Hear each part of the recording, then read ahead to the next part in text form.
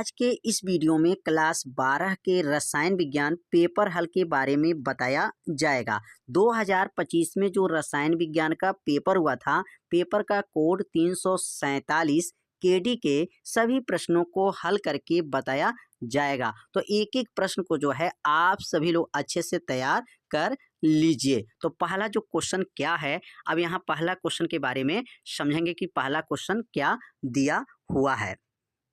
तो पहला जो प्रश्न है 0.2 मोलरता विलयन के 500 ml बनाने के लिए सोडियम कार्बोनेट की आवश्यक मात्रा है। 4 ऑप्शन इसमें दिया गया है, तो कौन सा ऑप्शन इसमें सही होगा। तो यहाँ सबसे पहले लिखेंगे यहाँ पर हल, और हल में नोट करेंगे इसमें क्या क्या मान दिया गया है। तो सबसे पहले प्रश्न में देखेंगे तो यहाँ पर मान जो दिया गया है यह मोलरता का मान दिया गया है। तो यहाँ पे लिखेंगे मोलरता, और मोलरता बराबर क्या दिया गया है। तो प्रश्न में जो दिया गया है मोलरता बराबर दिया गया है 0.2 दिया गया है। तो पहला मान जो है मोलरता आ गया, और दूसरा जो मान दिया गया है आयतन, आयतन कितना दिया गया है 500 ml। तो यहाँ पे नोट कर लेंगे आयतन, आयतन कितना दिया गया है। तो आयतन बराबर लिखेंगे 500 ml। अब ये ml को ना लीटर में बदल देंगे। तो लीटर में कैसे बदला जाता है, जब इसमें 1000 से भाग कर दें तो यह बदल जाता है लीटर में। अब 1000 से भाग कर देंगे, अब 1000 से भाग करेंगे तो 0 0 खत्म, 5 दूनी 10, 5 से 10 कट जाएगा, कितना आ जाएगा यहाँ पर बराबर करके लिख सकते हैं 1/2 लीटर हो जाएगा। अब यहाँ पर लीटर कितना हो जाएगा 1/2 लीटर हो गया। अब सोडियम कार्बोनेट जो दिया गया है इसका अब अणुभार निकालेंगे। अब यहाँ पर जो है ना इसका अणुभार कैसे निकाला जाएगा, तो लिखेंगे यहाँ पर Na2CO3 का अणुभार। अब अणुभार कितना निकालेंगे तो कैसे निकलेगा इसका अणुभार। तो सोडियम जो है, सोडियम का परमाणु भार जो होता है वह 23 होता है। तो लिखेंगे यहाँ पर 23 × 2, क्योंकि यहाँ 2 है तो 23 इसका परमाणु भार हो गया, 2 से गुणा। सी का 12 होता है, सी का क्या होता है 12, और ऑक्सीजन का क्या होता है 16, तो 16 × 3 हो जाएगा। 23 में 2 का गुणा करेंगे तो यह बनेगा 46, प्लस हो जाएगा 12 प्लस 16 × 48।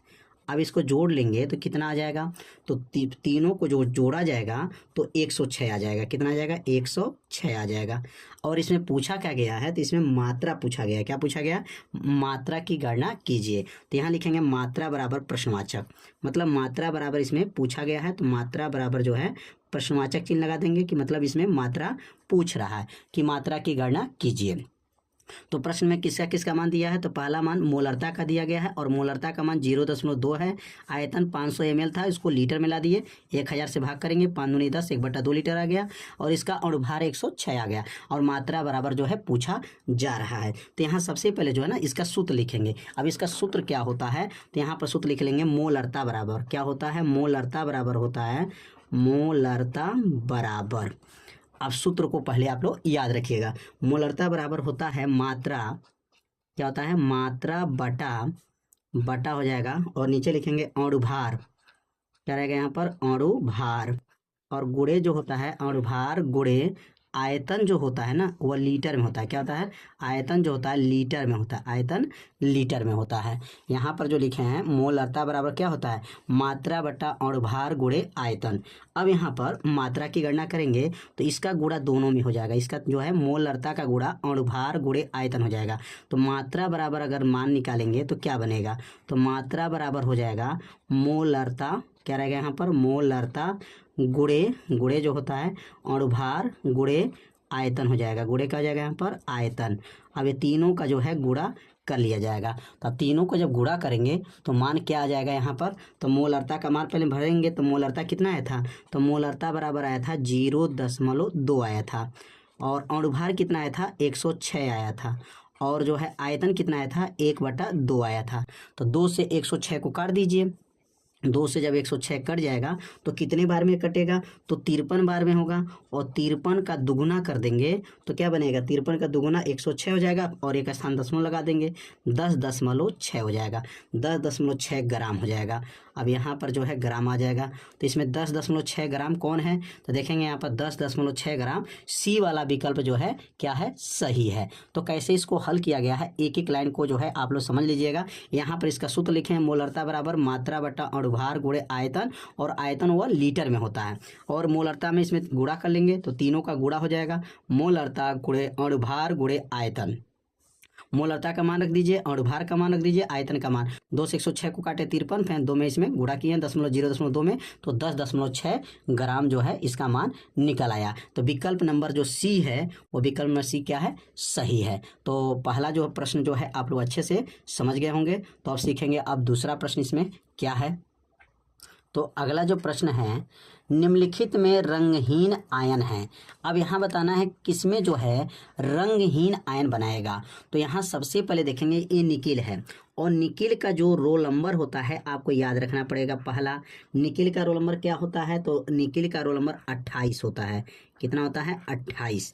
और अगर 28 का इलेक्ट्रॉनिक विन्यास निकालेंगे तो इलेक्ट्रॉनिक विन्यास क्या बनेगा निकिल का, तो इसका निकिल का बनेगा 1s2, 2s2, और यहाँ 2p6 और 3s2, 3p6। अगला जो बनेगा यहाँ पर 3 जो है, 3 के बाद से आएगा यहाँ पर 4 पहले आता है, ठीक ना, 4s2, 4s2, और उसके बाद से बनेगा 3d जो है 8 हो जाएगा। तो टोटल अगर जोड़ेंगे तो 28 बन जाएगा, 2 2 4 10 2 12 6 18 2 20 और 20 8 28। लेकिन हमको यहाँ निकिल का नहीं चाहिए, निकिल के ऊपर 2 प्लस। इसका मतलब क्या है, यहाँ से इसमें से 2 इलेक्ट्रॉन अगर निकाल दें तो लिखेंगे यहाँ निकिल पर क्या लिखा गया है, 2 प्लस है। अब 2 प्लस का मतलब हो गया 28 में से 2 निकल जाएगा। जब 2 निकल जाएगा तो क्या बनेगा, 1s2, 2s2, 2p6, 2p6, 3s2, 3p6, 4। अब इसमें से 2 खत्म हो गया तो क्या बनेगा, 3d8 हो जाएगा। अब 3d8 में अब यहाँ पर जो है इसमें इलेक्ट्रॉन की संख्या भरेंगे, किसमें जो है 8 इलेक्ट्रॉन है, तो इसमें चेक करेंगे कि इसमें युग्मित इलेक्ट्रॉन है कि अयुग्मित इलेक्ट्रॉन है। तो 3d में जो है ना 5 बॉक्स होता है, 1 2 3 4 5, इनके पास 8 इलेक्ट्रॉन है। अब 8 इलेक्ट्रॉन को भरेंगे तो 1 इलेक्ट्रॉन, 2 इलेक्ट्रॉन, 3 इलेक्ट्रॉन, 4 इलेक्ट्रॉन और एक 5 इलेक्ट्रॉन, 6 इलेक्ट्रॉन, 7 इलेक्ट्रॉन और ये 8 इलेक्ट्रॉन। अब यहाँ पर अयुग्मित आ गया, तो जिसमें अयुग्मित इलेक्ट्रॉन होते हैं वह रंगीन होते हैं। क्या होते हैं, रंगीन। इसका मतलब जो निकिल है वह रंगहीन आयन नहीं बनाएगा क्योंकि इसमें अयुग्मित इलेक्ट्रॉन आ गया। तो अब दूसरा वाला चेक करेंगे। अब Fe, और Fe का नाम क्या है, तो कहेंगे आयरन, और आयरन का रोल नंबर क्या होता है, तो 26 होता है। क्या होता है, 26। अब 26 को निकाला जाएगा, तो 26 का, अभी यहाँ 28 को निकाले हैं ना, अब यहाँ 26 का निकाला जाएगा। तो 26 का इलेक्ट्रॉनिक विन्यास क्या होगा, तो ऊपर जो निकाले हैं वैसे ही हल करेंगे नीचे भी। तो कैसे निकाला जाएगा, यहाँ पर 1s2, 2s2, 2p6, 2p6, 3s2, 3p6, 4s2, 4s2 और 3d, और ये 8 है। तो अब 8 यहाँ नहीं रहे क्योंकि 28 था, 26 हो गया। अब क्या बनेगा यहाँ पर 3d6 हो जाएगा। अब ये 26 का निकला है, लेकिन 26 का तो निकला है लेकिन हमको 26 नहीं चाहिए, इसमें से 3 इलेक्ट्रॉन कम चाहिए क्योंकि लिखा है Fe पर +3। तो इसका मतलब यहाँ निकालेंगे Fe के ऊपर 3 प्लस कम कर देंगे यहाँ से, मतलब 3 इलेक्ट्रॉन इसमें से क्या हो जाएगा, कम हो जाएगा। अब इसमें से 3 इलेक्ट्रॉन कम करेंगे तो क्या बनेगा, 1s2, 2s2, 2p6, 3s2, 3p6, और बाहर वाले क्लास में से 3 इलेक्ट्रॉन निकाल देंगे तो 2 इलेक्ट्रॉन इसमें से निकलेगा और 1 इलेक्ट्रॉन इसमें से निकलेगा, तो 3d5 हो जाएगा, 3d5 बनेगा। अब यहाँ 3d5 में अब इसमें चेक करेंगे कि क्या इसमें भी युग्मित इलेक्ट्रॉन है कि अयुग्मित इलेक्ट्रॉन है। तो यहाँ चेक करेंगे, इसमें भी 5 बॉक्स रहता है और 5 बॉक्स में जो है 3, ये किसका था, 3d8 का बना है, 3d8 का है। अब ये बनेगा 3d5 का, 3d5 का बना रहे हैं, 1 2 3 4 5, इसमें इलेक्ट्रॉन भरेंगे। कितने इलेक्ट्रॉन लास्ट में है, 5 electron, 1 electron, 2 electron, 3 electron, 4 electron, 5 electron. इसमें भी अयुग्मित इलेक्ट्रॉन आ गया, किसमें, आयरन में भी। अब कापर का निकालेंगे। अब कापर का जब निकालेंगे तो क्या बनेगा, Cu का 29 होता है, क्या होता है 29 होता है। अब 29 वाला का जो है थोड़ा अपवाद होता है, आप याद रखे होंगे अगर जानते होंगे तो, नहीं जानते हैं तो इसका इलेक्ट्रॉनिक विन्यास जो है थोड़ा ध्यान देना है। कैसे निकलता है 1s2 2s2 2p6 3s2 3p6 और यहाँ लिखेंगे 4s1 और 3 जो है यहाँ पर हो जाएगा d और d के ऊपर कितना घात होता है 10 होता है। अब जोड़ सकते हैं 2 2 4 10 2 12 6 18 1 19 और 10 29। अब इसमें से कापर में से 2 इलेक्ट्रॉन यहाँ से निकालना है। अब कापर से 2 इलेक्ट्रॉन अगर निकालते हैं Cu को ऊपर +2, मतलब यहाँ से जो है हम लोग 2 इलेक्ट्रॉन यहाँ से प्लस करते हैं, मतलब 2 इलेक्ट्रॉन यहाँ से क्या करना है बाहर निकालना है। 2 इलेक्ट्रॉन यहाँ से जब बाहर निकलेगा तो इसका 2 इलेक्ट्रॉन जब बाहर इसमें से निकाल देंगे तो इसका इलेक्ट्रॉनिक विन्यास क्या बनेगा 1s2 2s2 2p6 3s2 3p6 और एक इलेक्ट्रॉन इसमें से खत्म होगा और एक इलेक्ट्रॉन इसमें से खत्म हो जाएगा तो 3d9 हो जाएगा। अब 3d9 हो जाएगा। अब इसमें चेक करेंगे कि इसमें जो है युग्मित इलेक्ट्रॉन है कि अयुग्मित इलेक्ट्रॉन है, पहले चेक करेंगे। तो इसमें जो है 1 2 3 4 5, इसमें भी इलेक्ट्रॉन 9 इलेक्ट्रॉन भरना है। 3d9 इलेक्ट्रॉन इसमें भरेंगे, 1 इलेक्ट्रॉन 2 इलेक्ट्रॉन 3 इलेक्ट्रॉन 4 5 6 7 8 9, इसमें भी खाली आ गया। तो जब इसमें खाली आ जाएगा तो जो है ये तो क्या बनाएगा रंगीन आयन बनाएगा, ये भी रंगीन ये भी रंगीन ये भी रंगीन। अब यहाँ पर कापर के ऊपर 1 है तो कापर का तो निकाले ही हैं, बस एक और इसमें से एक, मतलब कापर Cu जो है उसमें से 1 इलेक्ट्रॉन निकालना है। तो अगर Cu में से अगर 1 इलेक्ट्रॉन यहाँ पर निकल जाए, 1 इलेक्ट्रॉन अगर निकाल दें तो क्या बनेगा 29 था तो 28 होगा। अब इसका यहीं से 1 इलेक्ट्रॉन इसमें से कम हो जाएगा तो 1s2 2s2 2p6 3s2 3p6 और ये 4s जो है 4s1, ये 29 का कापर 29 का, लेकिन इसमें से 1 इलेक्ट्रॉन कम कर देंगे तो 4s1 से 1 इलेक्ट्रॉन खत्म, क्या बचेगा 3d10। अब 3d10 हो जाएगा।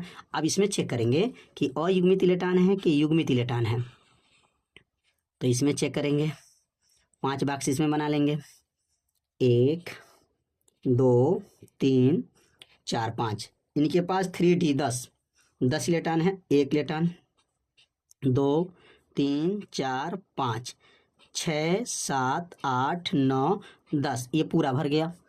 और जब ये पूरा भर गया तो यही तो रंगहीन आयन बनाएंगे जिसमें युग्मित इलेक्ट्रॉन पाए जाते हैं, वह रंगहीन आयन बनाते हैं। इसका मतलब इसमें सही कौन होगा कापर +1 सही हो जाएगा, इसमें डी वाला ऑप्शन क्या हो जाएगा सही हो जाएगा। तो कैसे यहाँ से कापर +1 पे हुआ है, क्योंकि चारों में हम लोग जब जांच किए हैं तो इसमें अयुग्मित है, इसमें भी अयुग्मित है, इसमें भी अयुग्मित है। तो जिसमें अयुग्मित इलेक्ट्रॉन पाए जाते हैं तो वह रंगीन आयन बनाते हैं, और जिसमें युग्मित इलेक्ट्रॉन पाए जाते हैं मतलब पूरा भरा हुआ रहता है वह रंगहीन आयन देते हैं। तो यह कापर Cu+1 जो है डी वाला ऑप्शन इसमें क्या हो जाएगा सही हो जाएगा। तो अब सीखेंगे अगला प्रश्न।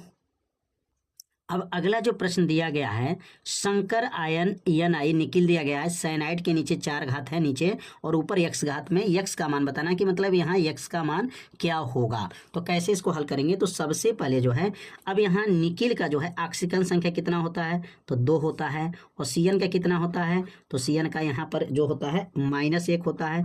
-1 में कितने से गुणा कर लेंगे 4, और जितना ये घात ऊपर रहता है ना ये बराबर हो जाता है इसके, तो x के बराबर हो जाएगा। अब यहाँ 2 हो जाएगा, 4 1 का नाम 4, 4 हो जाएगा बराबर x हो जाएगा। 2 में से 4 घटाएंगे तो -2 बराबर x हो जाएगा।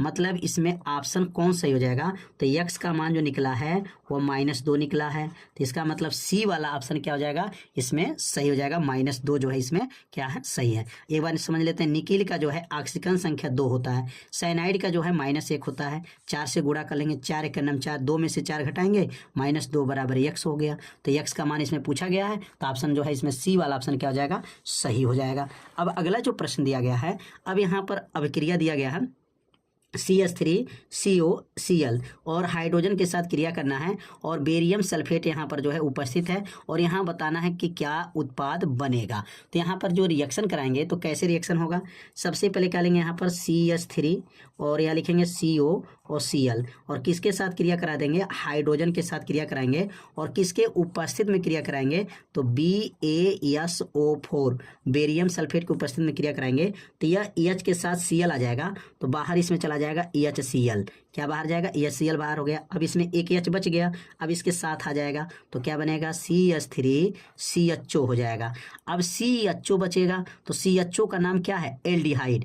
अब इसमें देखिए कीटोन है तो कीटोन समूह इसमें नहीं है क्योंकि एल्डिहाइड, CHO को ही एल्डिहाइड समूह कहा जाता है। तो इसमें कौन सा ऑप्शन सही हो जाएगा, बी वाला ऑप्शन जो है एल्डिहाइड क्या होगा, सही हो जाएगा। क्योंकि यह आपको जो क्रिया करेगा किसके साथ, हाइड्रोजन के साथ क्रिया करेगा तो क्या बनता है यहाँ पर एल्डिहाइड बना, इसका नाम क्या होगा, एथेनॉल। क्या नाम है, एथेनॉल। 2 कार्बन है, मेथेन एथेन एथेनॉल हो जाएगा और हाइड्रोक्लोरिक अम्ल बनेगा। इसमें बी वाला ऑप्शन क्या हो जाएगा, सही हो जाएगा। अब अगला जो दिया गया है, अब यहाँ पर लिखा गया है CH3 और N है 1, प्राथमिक एमीन, द्वितीयक एमीन, तृतीयक एमीन। तो यहाँ ध्यान देंगे प्राथमिक एमीन में NH2 होता है, क्या होता है NH2 प्राथमिक में, और NH रहता है वो द्वितीयक होता है, और केवल N रहता है ना, केवल N रहेगा तो तृतीयक एमीन। इसका मतलब इसमें ऑप्शन कौन से हो जाएगा, इसमें तृतीयक एमीन जो है क्या हो जाएगा, इसमें सही हो जाएगा। इसमें तृतीयक एमीन जो है सही है क्योंकि इसमें केवल N है, जिसमें N रहता है वो तृतीयक एमीन होता है। और एस्कार्बिक अम्ल, एस्कार्बिक अम्ल क्या है,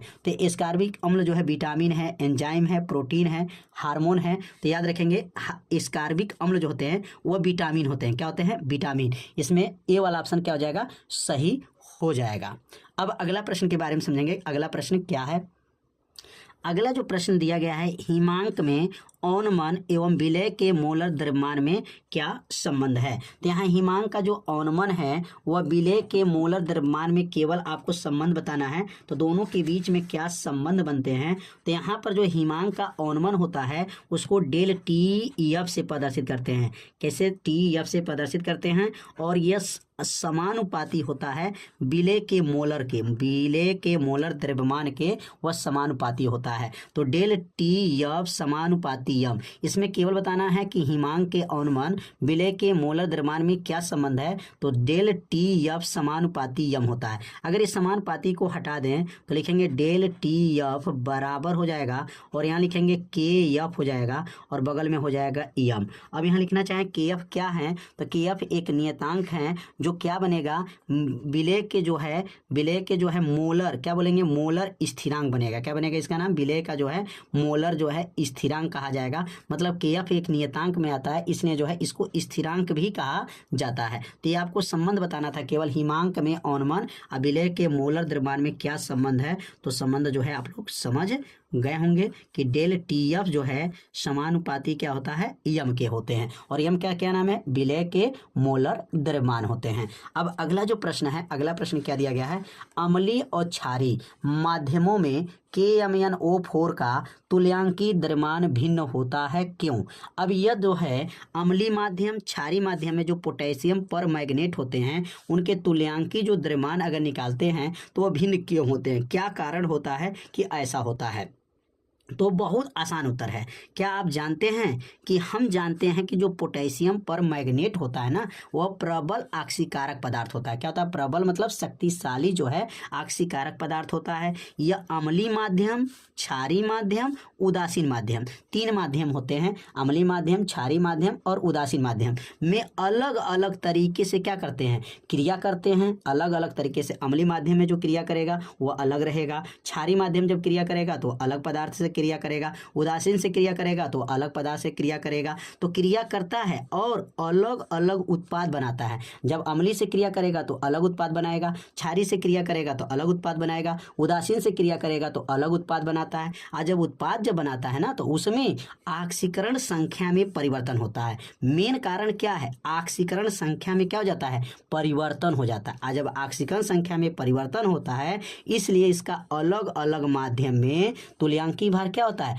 अलग अलग होता है। मेन कारण इसमें क्या है, ऑक्सीकरण संख्या में परिवर्तन होना। आप एक लाइन में लिख सकते हैं कि इनके ऑक्सीकरण संख्या में, इन अभिक्रियाओं में ऑक्सीकरण संख्या में जो परिवर्तन होने लगता है, इसलिए उनकी तुल्यांकी भार भी क्या आता है, अलग अलग होने लगता है। तो उम्मीद करते हैं ये प्रश्न का उत्तर आप लोग समझ गए होंगे कि पोटेशियम परमैंगनेट अगर अम्लीय से, क्षारीय से, उदासीन से अगर क्रिया करता है तो अलग अलग तो पदार्थ बनाएंगे, लेकिन जब उसकी ऑक्सीकरण संख्या भी निकालेंगे तो अलग अलग ऑक्सीकरण संख्या निकलेगा। आज जब ऑक्सीकरण संख्या अलग अलग निकलेगा तो उसका तुल्यांकी भार भी क्या होगा, अलग अलग ही निकलेगा। तो तुल्यांकी द्रव्यमान भी क्या हो जाएगा, उसका अलग माना जाता है। तो प्रश्न का ये उत्तर जो है आप लोग अच्छे से समझ गए होंगे। तो आप सीखेंगे अगला प्रश्न। अगला जो प्रश्न दिया गया है, NH4OH विलयन में यहाँ पर कॉपर हाइड्रोक्साइड घुलनशील है, जबकि NaOH विलयन में नहीं, क्यों नहीं है, इसके बारे में प्रश्न पूछा गया है। तो यहाँ पर क्या लिखेंगे, जो NH4OH विलयन में ये कॉपर हाइड्रोक्साइड में घुलनशील होते हैं, क्योंकि ये कॉपर जो हाइड्रोक्साइड होते हैं वह NH4 के साथ क्रिया करके संकर यौगिक या संकर आयन लिख सकते हैं, बनाते हैं, और ये जल में क्या होते हैं, घुलनशील होते हैं। जबकि जो ये कॉपर का जो हाइड्रोक्साइड है वह NOH के साथ क्रिया नहीं करता है। मतलब यह जो क्रिया करता है इसके साथ जब मिलता है NH4OH और ये दोनों जब मिलता है तो संकर यौगिक या संकर, यहाँ यौगिक भी लिख सकते हैं, या संकर जो है आयन बनाते हैं। यहाँ संकर लिख देंगे, यहाँ पर यौगिक बनाते हैं, और यहाँ पर लिखें संकर यौगिक बना लेते हैं, और यहाँ पर आयन भी लिख सकते हैं, बनाते हैं, और जल में क्या होते हैं, घुलनशील होते हैं। जबकि जो यह जो है कॉपर का हाइड्रोक्साइड है और कास्टिक सोडा के अंदर डाल दिया जाता है तो क्रिया नहीं करता है। तो उम्मीद करते हैं ये प्रश्न का उत्तर आप लोग समझ गए होंगे कि यह दोनों पदार्थ जब आपस में क्रिया करता है तो संकर यौगिक बना लेते हैं, जबकि ये दोनों पदार्थ जब आपस में क्रिया कराया जाता है तो क्रिया ही नहीं करता है। जब क्रिया ही नहीं करेगा तो उसके अंदर घुलनशील नहीं होगा। तो उम्मीद करते हैं इस प्रश्न का उत्तर जो है आप लोग अच्छे से समझ गए होंगे। तो अब सीखेंगे अगला प्रश्न। अगला जो प्रश्न दिया गया है, निम्नलिखित रासायनिक समीकरण को पूर्ण कीजिए, मतलब पूरा करना है। और यहाँ पर जो दिया गया CH3, CH, Br और CH3, और यहाँ पर जो है AlC जो मतलब एल्कोहली जो है पोटेशियम हाइड्रोक्साइड के साथ जब क्रिया कराते हैं तो ए वाले स्थान पर क्या प्राप्त होगा, और यहाँ पर HBr के साथ जो है क्रिया कराएंगे पैरोक्साइड की उपस्थिति में तो बी के पास जो है कौन सा पदार्थ बनेगा। तो कैसे यहाँ पर पूरा किया जाएगा क्रिया को, तो सबसे पहले जो है यहाँ पर CH3 लिखेंगे, यहाँ पर CH3 CH हो जाएगा, Br हो गया और CH3 हो जाएगा। किसके साथ क्रिया कराएंगे, एल्कोहली जो है पोटेशियम हाइड्रोक्साइड के साथ जब क्रिया कराएंगे तो यह K के साथ Br चला जाएगा और H इसमें से जो निकल करके OH के साथ आ जाएगा। तो यहाँ पर क्या बनेगा, CH3 बनेगा, और बनेगा यहाँ पर CH डबल बॉन्ड हो जाएगा, CH2 हो जाएगा और KBr हो जाएगा, KBr, और यहाँ से बनेगा EH2O हो जाएगा। मतलब जल इसमें से बाहर निकल गया है। तो पहला अभिक्रिया जो है आप लोग समझ गए होंगे कि जब KOH के साथ जब क्रिया कराते हैं तो यहाँ पर जो है क्या बना है, और यहाँ से जो है यहाँ एल्कोहली जो है पोटेशियम हाइड्रोक्साइड के साथ जब क्रिया कराएंगे तो K के साथ Br आ जाएगा और इसमें से एक H उसको OH को दे देगा तो ये जल बनेगा और KBr बनेगा। मेथेन, एथेन, ये प्रोपेन, इसका नाम हो जाएगा प्रोपीन। क्या बनेगा, पहला जो पदार्थ बना प्रोपीन बना, क्या बना, प्रोपीन बन गया, क्योंकि इसमें डबल बॉन्ड लगा है इसलिए प्रोपीन कहा जाएगा।